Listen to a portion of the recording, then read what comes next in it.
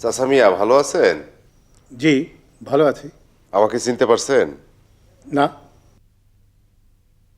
আমিও চিনি নাই। আমার নাম মজিদ। এবার চিনছেন?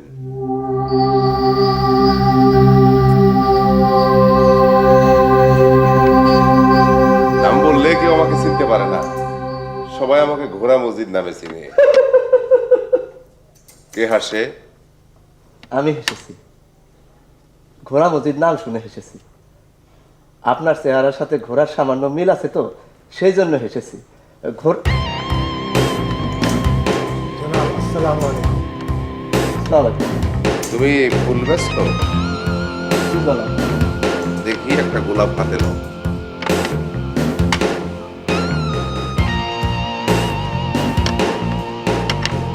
এখন এই ফুলটা চিবা এখন।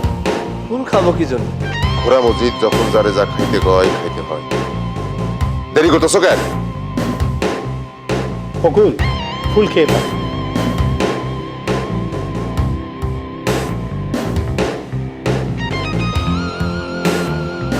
জনাব আপনার নাম? আমার নাম আজহারউদ্দিন খান। হ্যাঁ সাহেব, আপনার দোকানের কর্মচারী ফুল খাইতেছে, আপনি খাইতেছেন না, এর ফলটা ভালো না। আপনার পেটে বেদনা হবে। আপনিও একটা ফুল খান। আমি ফুল খাবো? অবশ্যই খাবেন।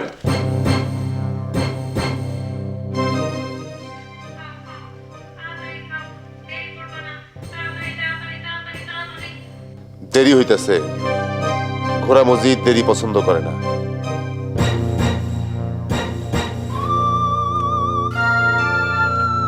আমার চান্দা হলো প্রতিদিন 300 টাকা, 7 দিনে 2100 টাকা।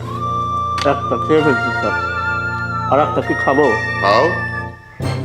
আমি প্রত্যেকদিন শুক্রবারে আসবো। 21টা 100 টাকার নোট একটা খামে ভরে রাখবে, সঙ্গে 7টা গোলাপ। খাসে ইয়াদ থাকবে? জি, ইয়াদ থাকবে। জি, ইয়াদ থাকবে। আমি চলে যাচ্ছি। গোলাপ ফুল খাওয়া শেষ হলে একটা করে রজনীগন্ধা বাবা। দাদা শুদ্ধ খাবো। তুই খাবি ডাটা সুদ্ধা, আর আপনি শুধু ফুলটাই খাবেন। শুক্রিয়া। শুক্রিয়া।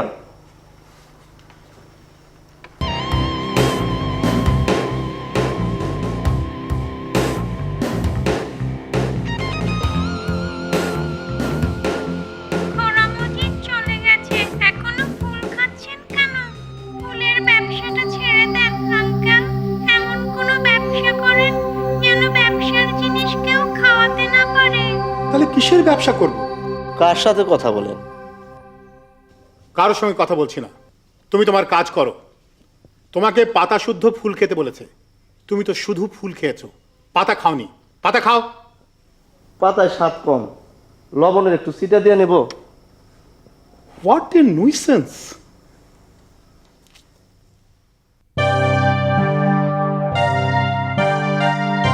কি ফুল, গন্ধ নাই? মানুষের মধ্যে কোনো গন্ধ নাই, ফুলের মধ্যে গন্ধ থাকবো কেমনি? মানুষের শরীর থেকে এখন বদবাস বাইর হয়। দেশ বইরা গেছে চান্দা বাজে। দেশ গিয়ে বইরে গেছে। চান্দা বাজে। ওই রিকশা থামাও। ওর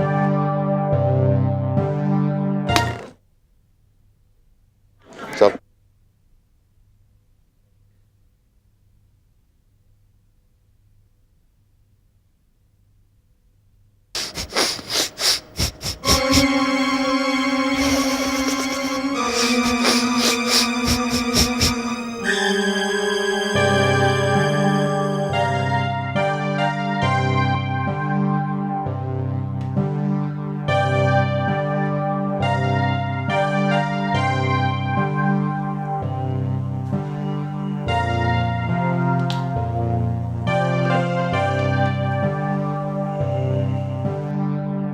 হেই ঘোড়া, হেই ঘোড়া, ঘোড়া মজিদ।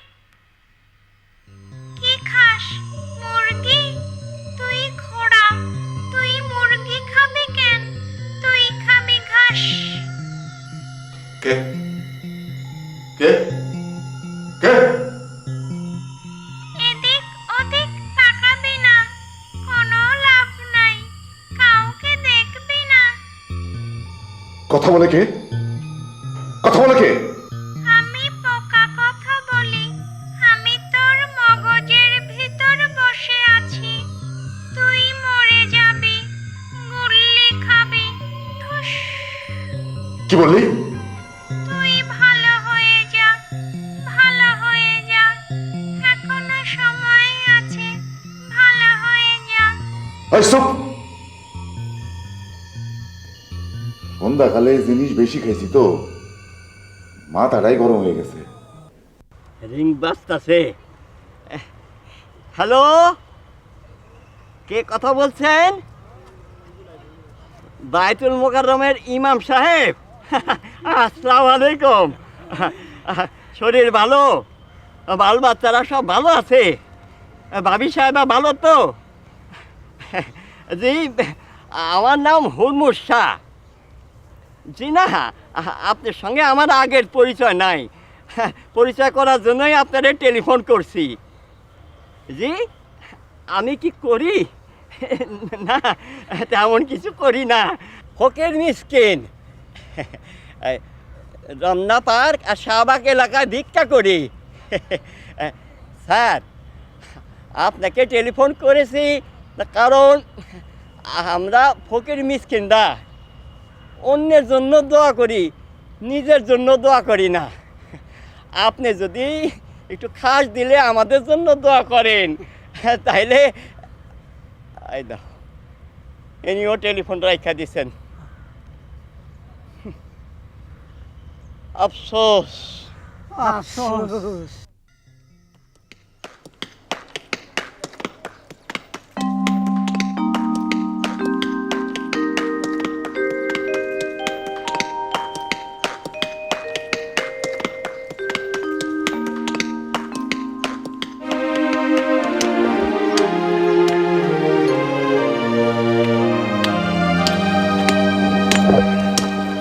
কেমন আছো?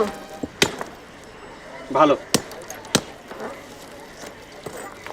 চিনতে পারছো? আমি তো সবাইকে চিনতে পারি, অন্যেরা আমাকে চিনতে পারে কিনা সেটাই বিচার্য। সারা জীবন অনেক উদ্ভট কর্মকাণ্ড করেছো, আজকেরটাও কি উদ্ভট কর্মকাণ্ডের অংশ? না, আজকেরটা রিয়েল। আদর্শবাদী মানুষের জন্যে এই ইট ভাঙা অথবা মাটি কাটা ছাড়া অন্য কোনো কাজকর্ম নেই। উঠে এসো, উঠে এসো প্লিজ। সার্টিফিকেটটাকে নিয়ে আসবো নাকি ঝুলতে থাকবে? সার্টিফিকেটের আমার দরকার নেই, আমার দরকার মানুষটাকে। এসো। বাজাবো? না, এসো।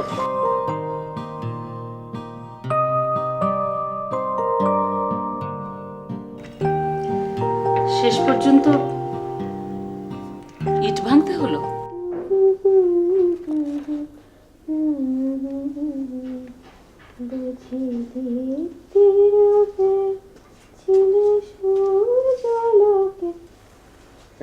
নিতু, এই তোর বয়স কত রে? ওই দিন না 18টা গোলাপ দিলে? ও হ্যাঁ, তাই তো। তাহলে তো তুই আমার বিয়েতে সাক্ষী হতে পারবি। কোর্টে বিয়ে করছি তো, দুজন সাক্ষী দরকার। তার মানে? তার মানে ইট ভাঙতে গিয়ে তেমন কোনো লাভ না হলেও ইট ভাঙার কারণে একজনের 15 বছরের অভিমান আমি ভাঙতে পেরেছি। পরিষ্কার করে বলো তো মামা, ব্যাপারটা কি? পরিষ্কার করে বলবো ব্যাপারটা কি। পরিষ্কার করে বলবে এবং ঝেড়ে কাশবে।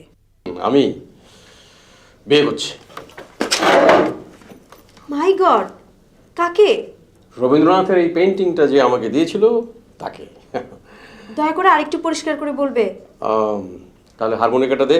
হারমোনিকা ছাড়া আমি আবার পরিষ্কার করে কিছু বলতে পারি না। আচ্ছা, তুই যে গানটা গুনগুন করছিলি তার সুরটা কি রে?